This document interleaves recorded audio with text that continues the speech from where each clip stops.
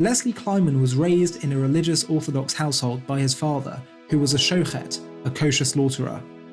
Leslie recalls always having very special experiences together with his family on Shabbat, the Sabbath, singing songs and eating meals together. In Auschwitz, Leslie used to be comforted by praying. He reached out to God and felt God's hand holding him during this time in the camp. But he had lost the will to practice his Judaism almost entirely as a result of his inability to reconcile the immense horror he was forced to witness. Driven by a desire to live, however, Leslie made a deal with God. He would dedicate 1 year of his life to learning more about Judaism in a yeshiva, should God save him. Leslie did survive, but after keeping his word to God, he still decided that he did not want to lead an observant life and married a non-Jewish German lady in 1956. Many years later, on her deathbed, his wife told him that he should try to reignite his Jewish faith, hoping that connecting to his roots may provide him with comfort. Leslie has since strengthened his observance and his connection to the community. He believes in the importance of Jewish continuity and feels that the Jewish people at large have become his family.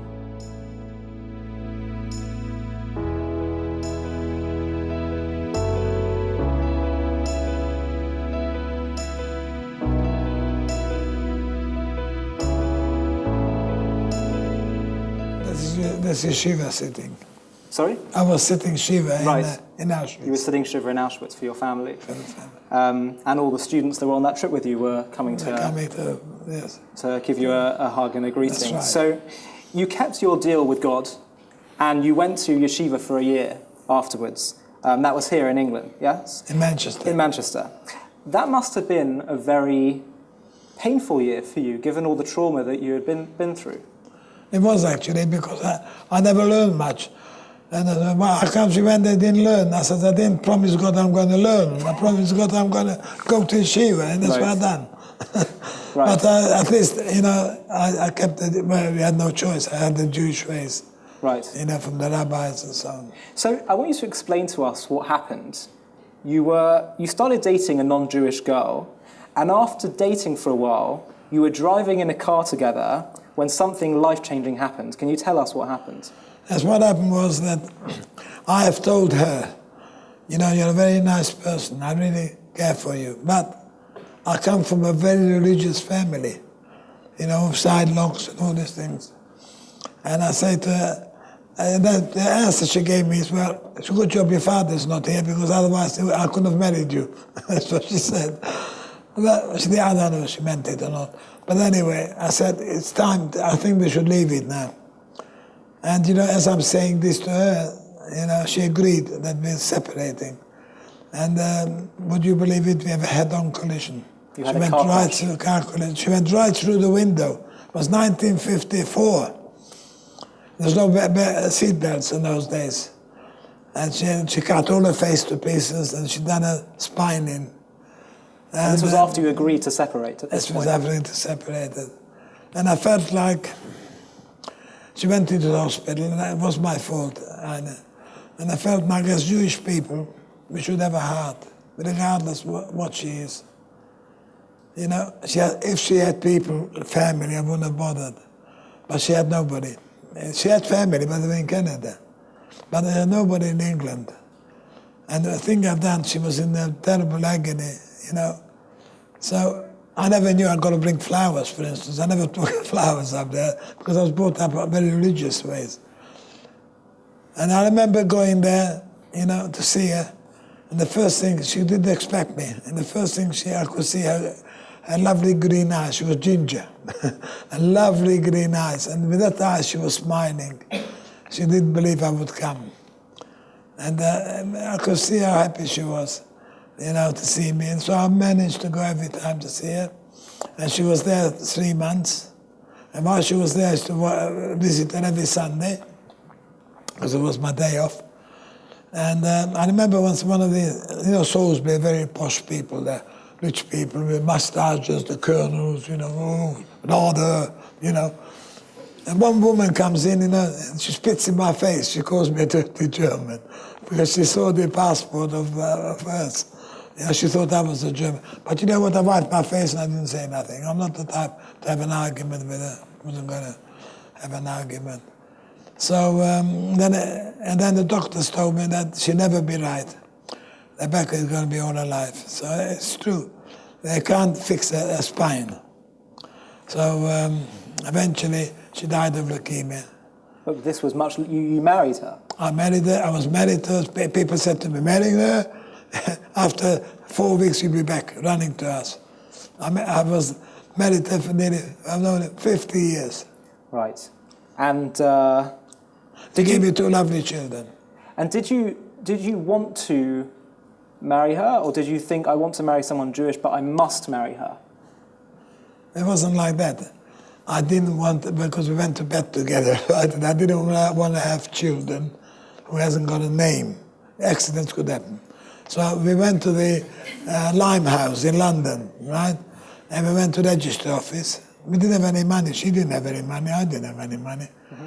So it cost us 25p to get registered, which was 5 shillings in those days, right? And the judge says to me, where's your witnesses? I said, nobody wanted to come. But I'll get you some witnesses. I went outside and I saw some sailors and I pulled in 2 sailors. Wow. But the second marriage, when I came to England, I married at 82. Now, my daughter paid for this wedding, my wedding present, and we got married in Tel Aviv, with a rabbi and all the trimmings. So, well, Benji, I'll get to you in a second to discuss your sort of return almost back to being more involved Jewishly. Yeah. Tell us what happened when your wife was on her deathbed. She told you to go back to your Jewish roots. What did she say? What happened? She said to me... What year was this? She was 2004. 2004, okay. She said to me, she was a bit psychic, by the way. She could tell future. Because the first time I met her, I tell you don't believe this, she says to me, I asked her for a dance. She says to me, you're the man I'm going to marry. Well, when I had the accident, I said, see, it wasn't meant for me to marry her. But you know what? Somehow we did marry her, you see. So she was right in the first place. Well, I never believed it at the time. But she said to me, you know what? She said, I want you to go back where you belong. You're a wonderful man. Wonderful, But she said, there was always felt in my heart that you want to go back to your people where you was brought up. So she got my daughter as well, told my daughter, make sure when I'm dead, your dad goes near the synagogue. And I'm actually 5 minutes, so he doesn't have to travel on the Jewish Sabbath. He can walk there. She knew, because she knew all the Jewish laws anyway. And I cried, actually, after all. When you know a person for 50 years, it's not easy. She was a wonderful person, believe me. I wish some people would be like her. She was such a Ohev Israel, she loved Jewish people. And why did you want to return to your Jewish roots when being Jewish nearly cost you your life? The reason I wanted to tell Jewish was because my father was very strict to me. He told me, you got to do this and you got to do that. And I said, when I grow up, I'm going to do what I want to do, And he told me there's a prayer, 4 o'clock in the morning. He woke me up for a prayer, Slichas is called. This is one of the problems. So I said myself, that's too much. We got 613 laws, 613. So who wants all that? And then I thought, what? It's my heritage, it's my family, that's what they wanted. Even though I didn't get on with my father, but my mother made up for all that. She was really a wonderful person. She was such a lover. And there's a song called My Jewish Mother. And I tell you, every time I hear that song, my tears just run down. Even after 73 years, I never forgot her once. So, Rabbi Benji, you've seen Leslie.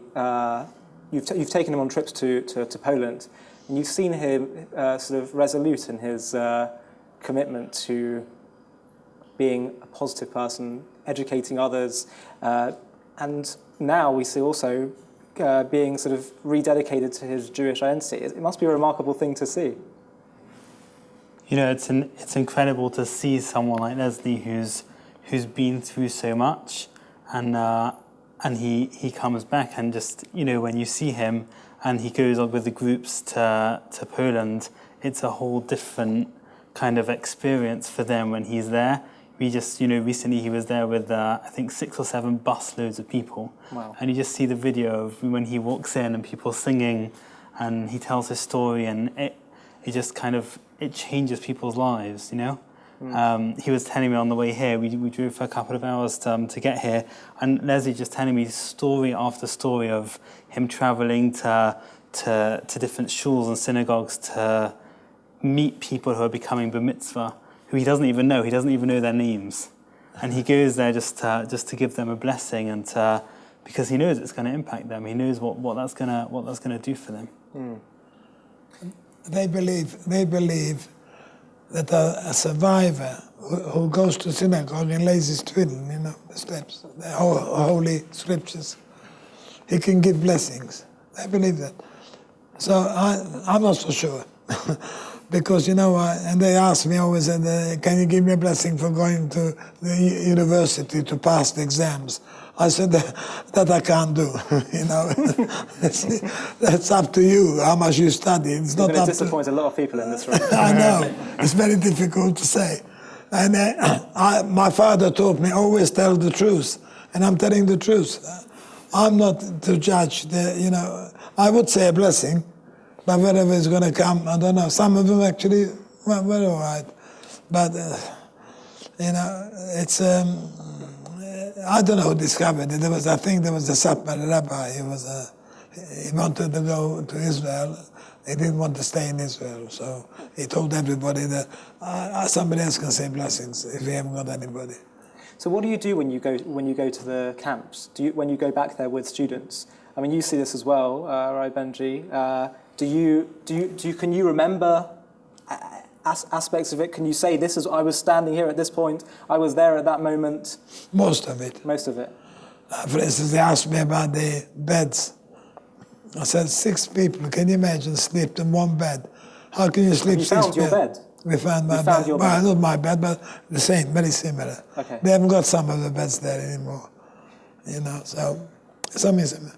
And, but it was very same thing as bunkers, 3 high. And, when I go there and I show them, that's how we slept. Can you imagine? You couldn't sleep stretched out. You had to sleep like this. And then one behind me. Because there was only single beds. And we just had to go like that. But you'd be surprised, a human being actually can be stronger than steel. The steel, we make it hot and you knock it, and make it to shapes and nothing. But a human being can be actually, I didn't realize we can be stronger than steel. Rabbi Benji, were there any particular moments that were poignant to you, taking Leslie on these trips? One thing that I always remember is that Leslie, I haven't actually heard you say it for a while, but Leslie speaks about when he tells a story, and when he stands up and says the story kind of in one go, it can take a couple of hours. Okay, 2 hours, 2.5 hours. He doesn't get to do it very often because people don't always have 2.5 hours to listen.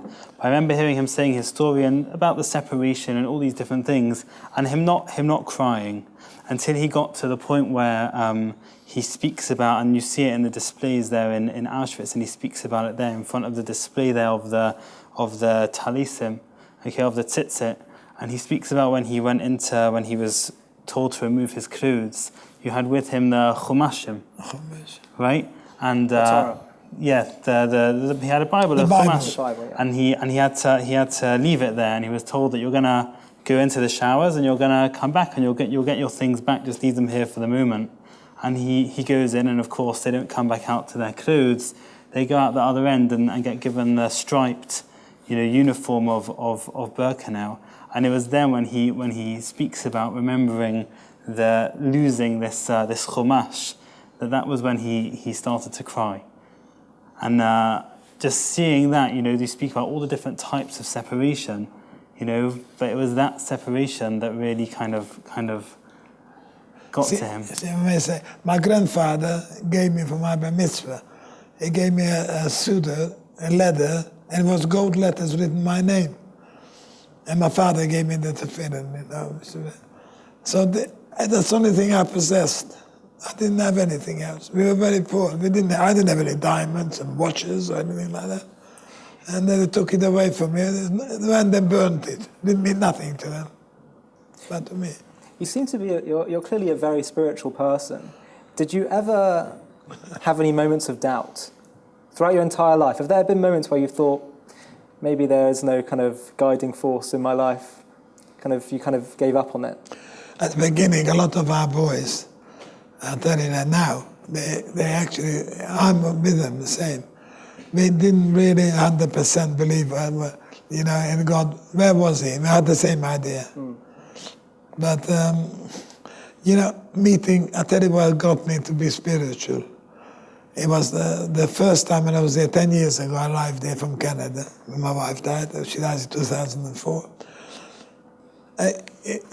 What it was is I saw the Rabbi Bar, the first rabbi. And up to then, they didn't want to know me. My own grandmother, she was wanted to see my father because I was a favorite son. But it was in Auschwitz, gone. So she wanted to see her son. And when I got there, after long last Israel, to see her, she said, I said Kaddish for you. No, she didn't want to see me because I was married out. She didn't want to see me. So I said, never mind, she's an old woman. But my uncle, who was very similar to my father, right? Well, she was in her 80s, I think. My father, right? And he actually gave my wife a hug. And that made me feel good. That we all human beings in the end. We all cry when it comes to. I see the kids crying around a Catholic school, a girls' school. You should see I got them all crying. They're the same as us. They're no different. You see, that's to me. So anyway, I realized, that they don't want me, these Orthodox ones. They're not interested in me. But when I came 10 years ago to that place, Rabbi Bar was the first one to see me. And I saw, he never asked me about the past, he never asked me who I married. I never spoken about it, about my first wife, because I was frightened to say anything, because in case they attacked me for something. I never said anything for years. It's only now recently that I started telling him about my first wife. He started to attack me.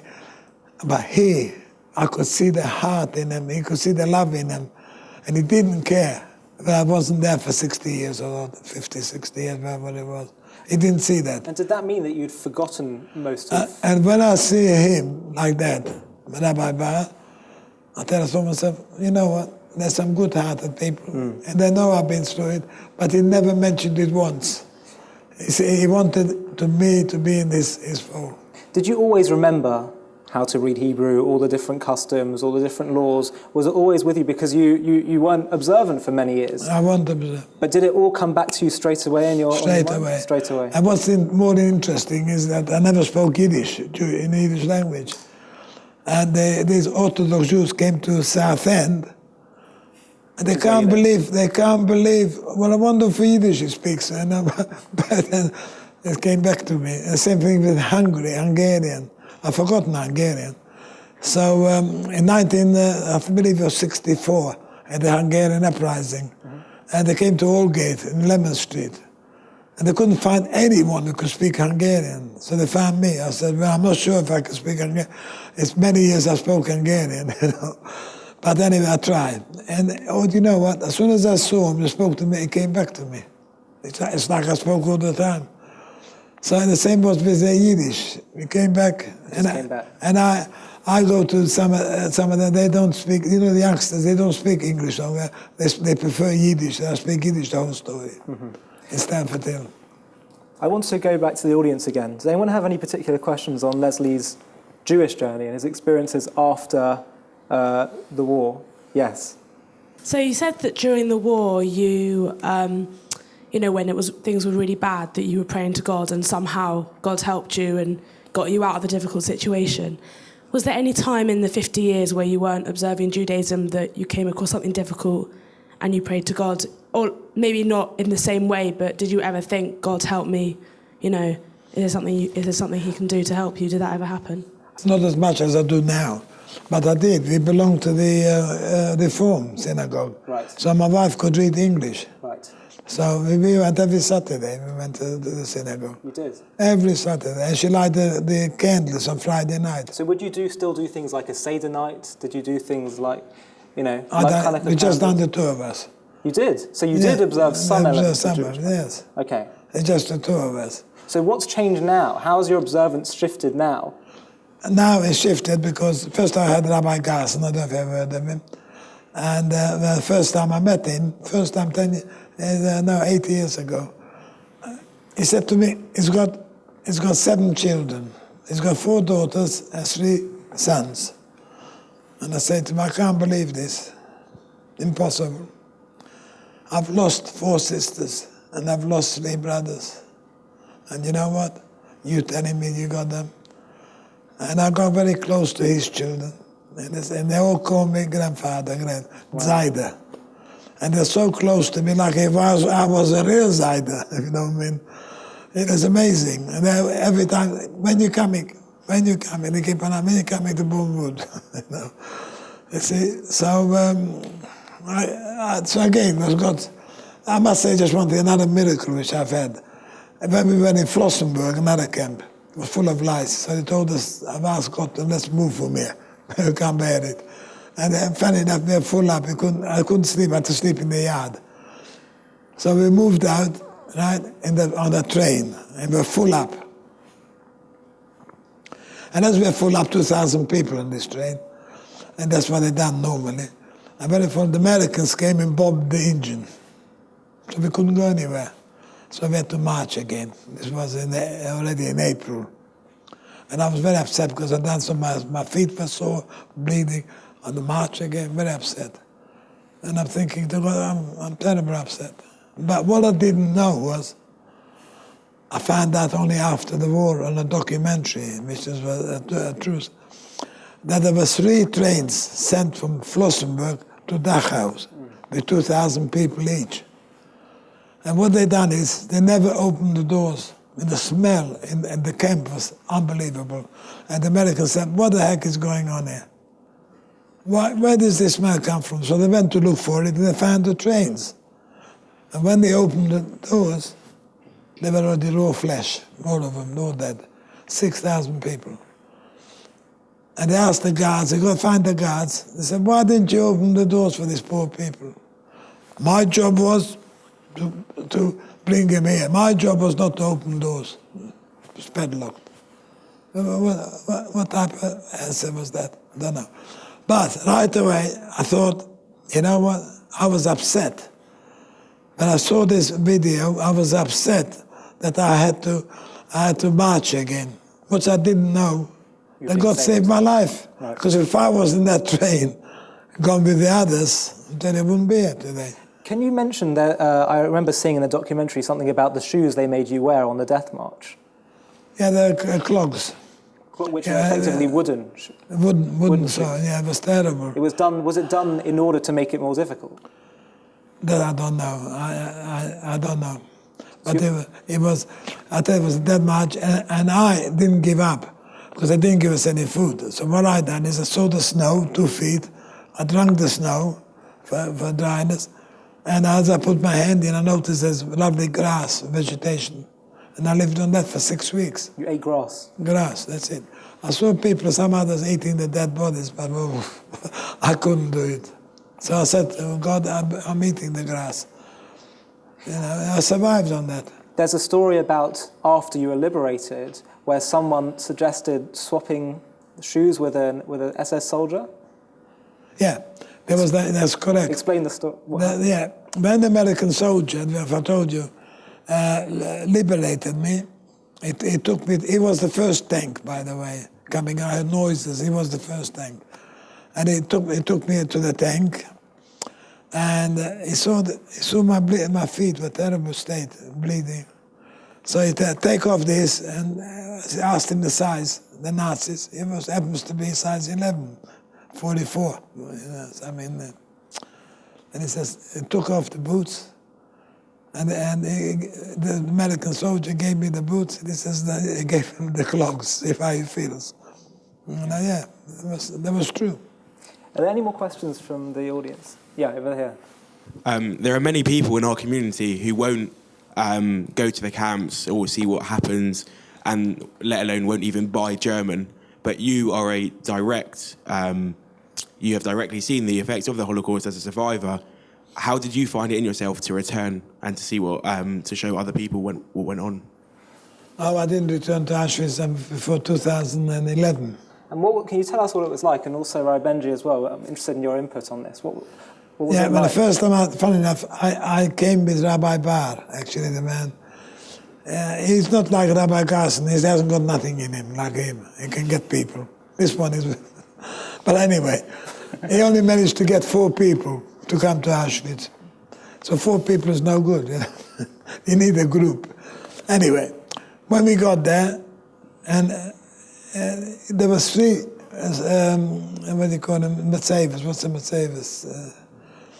Stones, memorial stones. Oh, yes, stones. Is it Matzevas? Yeah, there was 3 of those, right? And that's for the 6 million Jews. And it was all written in Hebrew, you know. See, I don't speak Hebrew, I speak Yiddish. So I don't really know about Hebrew. I learned Hebrew, by the Bible Hebrew. But anyway, and I remember one thing the first time I was there. My wife was there. We just got married. And as he started singing the El Rachmim, which is a prayer for the dead who died, very close. My father said the same thing, the same prayer, the same voice. He has got the same voice as my father. And the first time I didn't know, you know what, I was standing next to me in tears. And when the people, we only had 4 people, but when they heard a survivor was there, we had people from South America, in South Africa. We had 70 people. And they all cried with me. They came around, listened to me, they all cried with me. Wow. And it was so sad, I tell you. You know, and you know why? I thought it was actually my father in my thing. It was my father himself. I didn't realize it was him. And this is what made me cry. Rabbi, were you there? Not the first. Yeah, sorry, you weren't there for this one. Okay. So what's it been like for you? So you've seen him come back on it on a few occasions now, and I believe, by the way, you had a future trip to let the students know about if you want to. Yeah. So please God, in a couple of months' time, there's going to be a trip run by J-Roots together with Genesis, which is each on campus, in March. I think it's the 11th of March, to Poland, and I think Leslie, please God, is going to be joining that trip. As well. So if anyone here, it's for campus students specifically, if anyone here wants to join that trip, they can speak to myself afterwards or to the each rabbis who are on campus, Rabbi Liff, Rabbi Goldwater in Birmingham, speak to them and come and join. We found Leslie's able to go have a few times a year. He can't go at the moment. January, February is very, very cold there. Whether he's there or whether he's not, or whether there's another survivor there, people ask how can you keep going back, and some people don't necessarily agree with going back. But we've just found, we've taken 12,000 people back to Poland over the last 10 years, and the effect that it has on people in all different ways. It's not the same story for everyone, but we take people across the religious spectrum, and we asked people afterwards how they found it and what their experiences were, and people just find it so powerful and so impactful, and especially people on campus with what's anti-Semitism and that sort of thing. We found we asked people about 6 months after their trip, which is quite a long time, after you have such an experience, and 95% of them came back to us and said that they felt more able to combat and rebut anti-Semitism on campus. 4 out of 5 said that they'd done something on campus, to stand up for Israel or for Judaism in some small way. So, it's having a huge effect on people, and it's important that people see. I'm sure you've heard, and many people have heard what happened last week in terms of the new laws that they've now made in Poland, which is could become a problem for us as well. We're looking into it as people that are going to be guiding there, but the whole time people are trying to find different ways to change the story and make sure that they're not to blame, and how can we get out of what happened and make sure that people forget our involvement, and it's people like Leslie going around. He was, I think, almost every day this week he's had to travel hours to speak to people because he understands the effect that he's having and how important that is. And I think it's not just on a sort of in terms of like a political anti-Semitism level, but also on a personal level. I mean, for me personally, going to Poland and meeting a survivor was completely life-changing. It's made me the man I am today. And what it does is just allows you to reset your priorities in life, to recognise what's really important. I feel like I'm coming back from the darkness. And the first time I can get out free, as a free man. When I come in, I'm very sad. But when I go out, I'm going out as a free man. But when I come in, I actually have tears. And we have a big, Israeli walking in front, and then my tears just running down. Because if we did have an Israel, we wouldn't have all this. Right. So nobody wanted us. We're nearing the end. Are there any final questions that anyone would like to ask Leslie? Yeah, over there. There are some Holocaust deniers nowadays. Have you ever met anyone who's tried to challenge your experiences, and what would you say if you did? Not really, because see, when I go to school, usually they're about 14, 15 years old. They don't really ask they don't really want about denials, but what they do ask me is that if it's so good, the Jewish people, how comes they're so small? They're only 0.2%. Where the Muslims are over a billion, I mean. And how comes? I said to him, you know why? I'll tell you why. It's because we are very precious to God. And anything precious, like a diamond, that's what we are. And yet, how small we are, we went through all the empires, from the beginning, from the Roman Empire, the Philistine Empire, you know what? But none of them are here, if you think about it. But the little tiny Yiddish people are still here. And this is what makes a difference with us. And this is what I'm saying. You can never get rid of us. There's no way.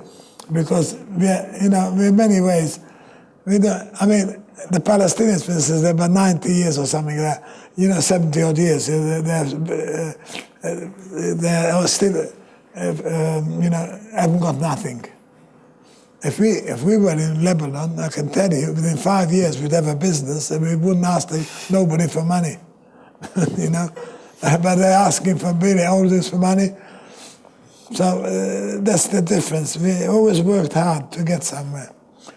I remember people who worked, for instance, I remember there's a cobbler working right opposite my house. And he was working late at night. And my father said to me, you know what? I want you to come here. You see that man up there across the road? He's got a candle there, but that's all the money he's got. And once that candle is gone, he has got to go to bed. He hasn't got any more candles. And he says to me, you know what? Your life is very similar. Do your best on your life while you can. Because you never know how long we'll last. And I remember all these things. I even remember when I was 3 years old, when my father cut my beautiful locks off and left me side locks, which I hated them. I remember that as well. But I don't remember my bar mitzvah, funny enough. I don't know why. It's said, some Jewish commentaries have said that greater than the miracles documented in the Bible is and will be the miracle of Jewish continuity and survival. It is a remarkable thing. The fact that we're sat here with you right now, a living, breathing Jew who's continuing to be committed and to pass it on to future generations is a miracle. My life actually is to pass it on. We should all love each other. We all should care for each other. It doesn't matter. It's only the religion that separates us. So we should be able to have our own religion, whoever wants it. It's not a crime, like that. And this is my actually a wish before I die, because I'm getting older. I'm 89 coming up. So I do wish for all of you, you should have lots of luck, lots of good health, Believe me, all of you. It doesn't matter to me. You know what? And I give you lots of blessings, believe me. So one of the final things I wanted to ask you actually before we finish is that there is a Jewish idea that great people have great power in terms of the words that they say, and there's no doubt that you are a great person. And I wanted to ask before we finished if you'd be able to give everyone in this room a blessing for our lives. Yeah, I can give you a blessing, but I only know the what's the name blessings, you know, what my father gave me. Go for it. As long as, will you be able to say it in English? No. So you can say it in Hebrew and Rabbi Benji will translate. Yeah, will you translate? Go ahead. Yeah. Yivrechu Adonai v'yishmerechu. So God should bless you and he should guard you. Yuval Adonai punav alechu v'yichinechu. Hashem should enlighten his light upon you. Yisu Adonai punav alechu v'yusam lechu shalom. God should put his face towards you and he should give us all peace. Amen. So, yeah, so the end comes up now, and I should just say, you know, I wish you all, that's in English, I don't know the Hebrew word to translate. I wish you all, you know, good health, which is very important. You got your health, you got everything else. And I think you will. And let's hope that we all together as one. If we get as one, nobody can tear us apart. A child can break a piece of cotton, but if you put lots of cottons together, they can't break us. Amen. You see, you know, so that's it. Rabbi Benji and Leslie, it's been a real privilege and honor. It's been really enlightening. I don't think any of us will forget this for the rest of our lives, and we will pass it on to our children and our grandchildren. That's our commitment to you. Thank you so much for being here this evening, and thank you to all of you. Thank you.